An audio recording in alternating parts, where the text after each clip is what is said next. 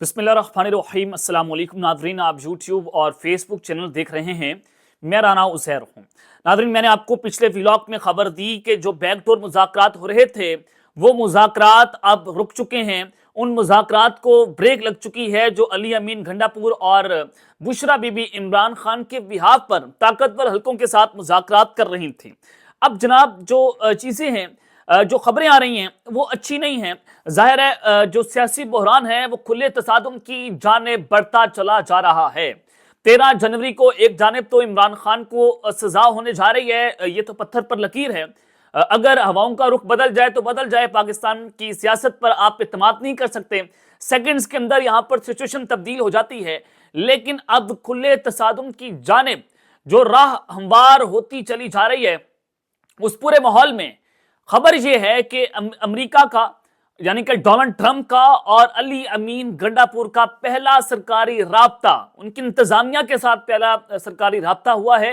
यह राब्ते की तफसीलात मैंने आपके सामने आज के इस व्लॉग में रखनी है और यह राब्ता बहुत इंपॉर्टेंट है और इसकी टाइमिंग बड़ी इंपॉर्टेंट है, जो कि जाहिर है अमेरिका दबाव पाकिस्तान पर पड़ रहा है और वहीं पर यह राब्ता हो जाना जिसने इस वक्त इस्टेब्लिशमेंट के लिए, हुकूमत के लिए खतरे की घंटियां बजाकर रखती हैं। इस राब्ते की तमाम डिटेल्स मैंने आपके सामने रखनी है कि होने क्या जा रहा है, इस राब्ते से इमरान खान को, पीटीआई को कितना फायदा हो सकता है।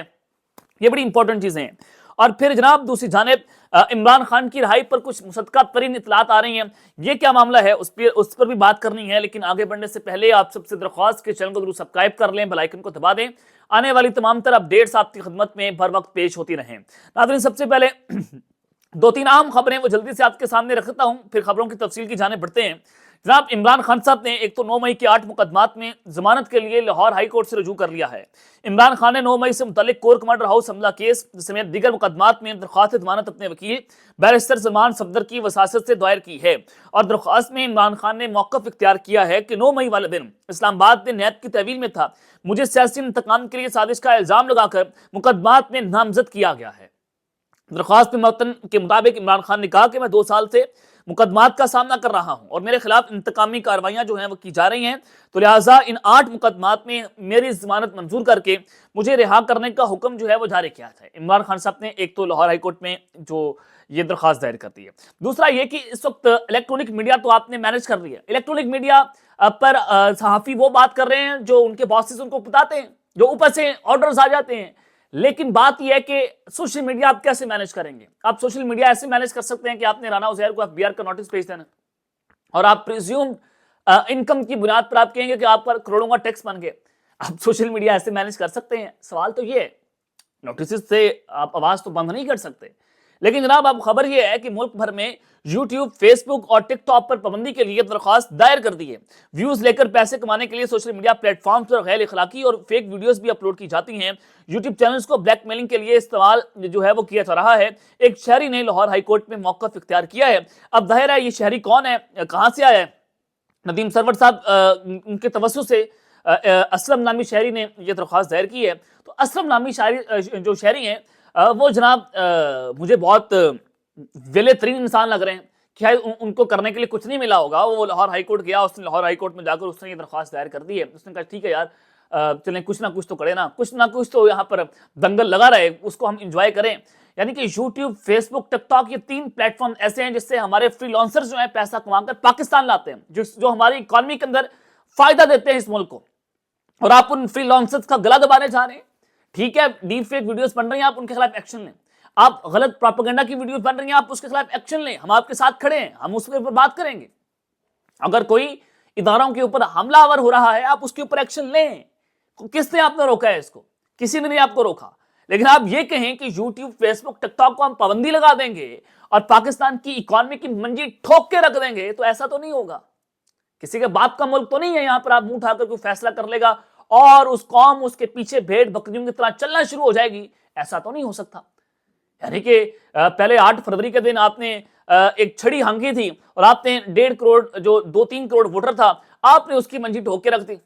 आपने 26 नवंबर को क्या किया? आपने गोलियां चलाकर आपने ये कहा कि रियासत तो हम है, अवाम तो यहाँ पर ब्लडी सिविलियंस हैं। आपने तो पैगाम ये दिया था।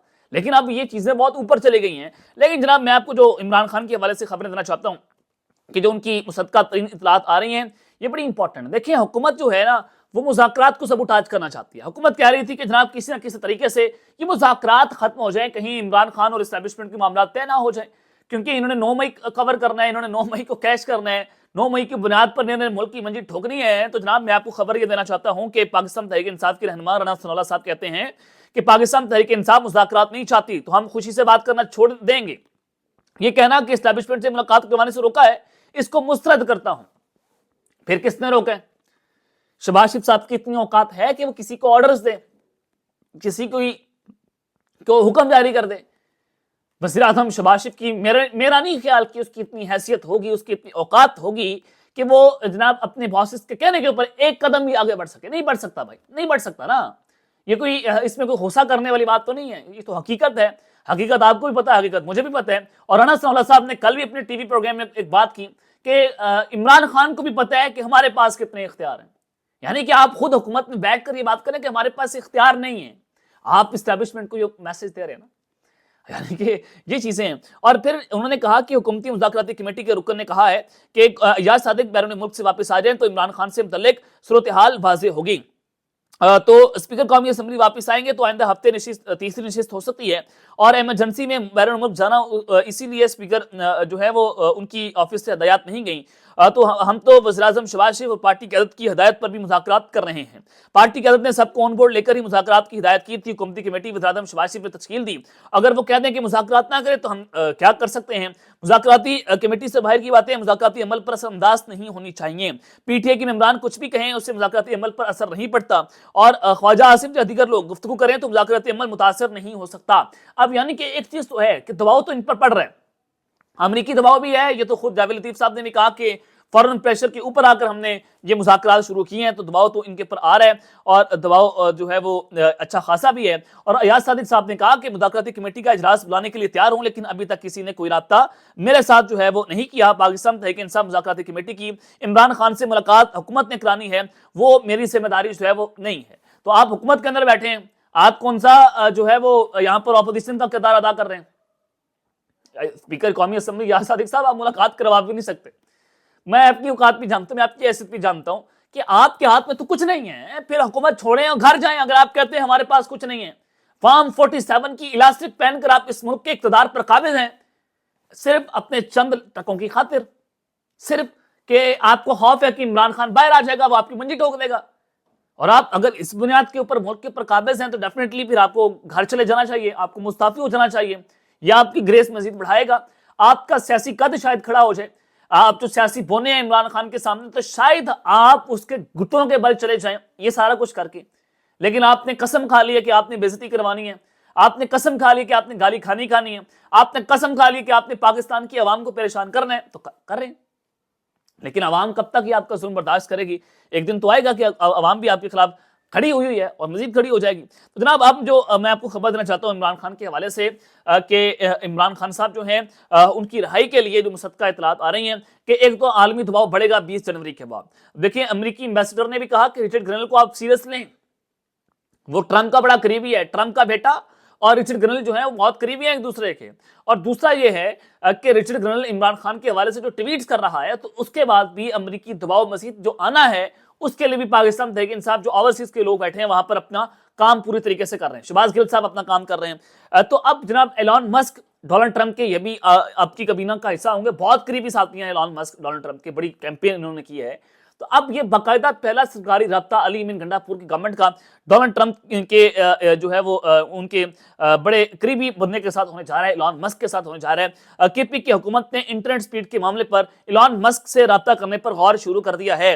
اور جو کے پی کی حکومت کے معاون خصوصی ہیں شفقت ریاض, انہوں نے کہا کہ صوبائی حکومت انٹرنیٹ کے مسئلے پر ایلان مسک سے رابطہ کرنے پر غور کر رہی ہے.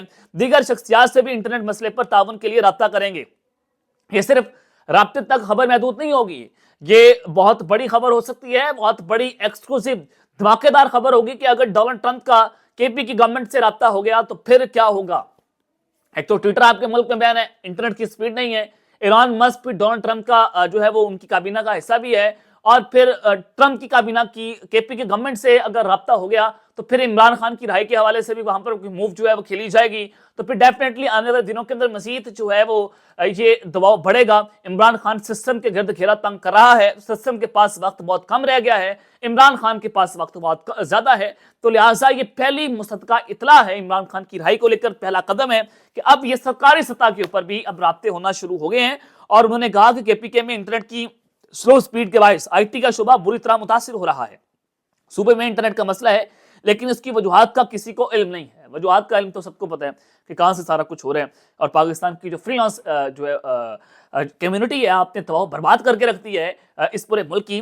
تو یہ جناب اب تک کا پہلا رابطہ ہے، لیکن یہ کھلے تصادم کی طرف بھی صورتحال جو ہے وہ جا رہی ہے، جہاں پر نجم سیٹھی صاحب کہہ رہے ہیں کہ عمران خان کبھی بھی خاموش نہیں ہوگا، وہ ٹویٹ کرتے رہیں گے، عمران خان اپنا رویہ جاری رہنا ہی رکھیں گے اور مذاکرات بھی جاری رکھیں گے، یعنی کہ وہ پوزیشن آف اسٹرینتھ سے پیچھے نہیں ہٹیں گے۔ وہ کہہ رہے ہیں کہ جناب میری طاقت یہ ہے، میں اپنی طاقت سے پیچھے نہیں ہٹوں گا، میں بلیک میل نہیں ہوں گا۔ انہوں نے کہا کہ عرفان صدیقی اور رانا ثناء اللہ لاکھ منتیں کریں کہ ٹویٹ نہ کرو، لیکن عمران خان ان کی ماننے والے نہیں ہیں۔ عمران خان صاحب جو ہے انہوں نے سوشل میڈیا پاکستان لانے سے انکار بھی کر دیا کہ جو ان کی ایکسس ہے وہ سوشل میڈیا لائیں گے، پاکستان لائیں گے، تو وہ بھی انہوں نے انکار کر دیا، اپنی سوشل میڈیا ٹیم کے ساتھ وہ کھڑے ہو رہے ہیں۔ تو یہ اب تک کی تفصیلات جو میں نے آپ کے سامنے رکھی ہیں، اب تک کے لیے اتنا ہی، اپنا خیال رکھیے گا اور اس لیے اپنے لازمی حل لانے کے بعد پاکستان زندہ باد۔